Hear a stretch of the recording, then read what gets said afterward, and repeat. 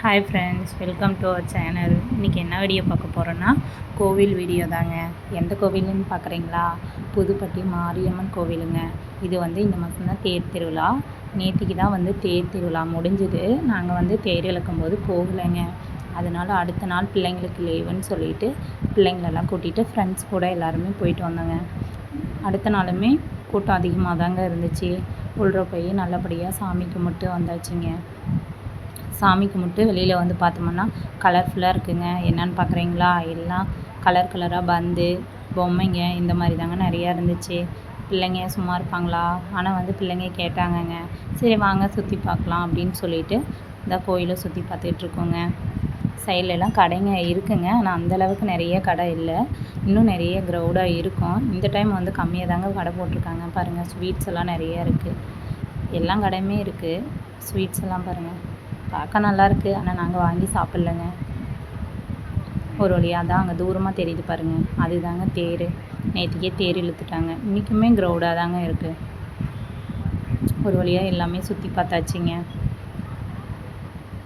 Okay, இந்த side பார்த்திங்களாண்ணா colour கலராக இருக்குது. திரும்ப உள்ள போய் என்னன்னு தான் பார்க்கலான்னு பார்த்தோம்னா வளையல், ஹேண்ட்பேகு, பாசி, நிறைய இந்த மாதிரி ஐட்டம் தான் நிறையா இருந்துச்சு.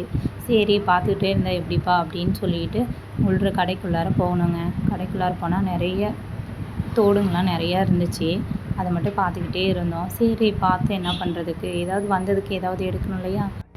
பாப்பா வளையல் கேட்டுகிட்டே இருந்தாங்க. அதனால் ஒரு வளையலும், அடுத்தது கிளிப்பு, குசி பின்னு ஒன்றும் எடுத்தாச்சுங்க.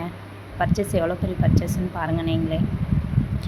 லாஸ்ட்டாக வேடிக்கை பார்த்துக்கிட்டே இருந்து அதை மட்டும் பர்ச்சேஸ் பண்ணிவிட்டு, இல்லைன்னா திட்டுவாங்கங்க உள்ள போனதுக்கு. பாருங்கள், பெரிய பர்ச்சேஸ் முடிச்சாச்சு. நெக்ஸ்ட் எங்கே போகிறேன்னு பார்த்தீங்களா?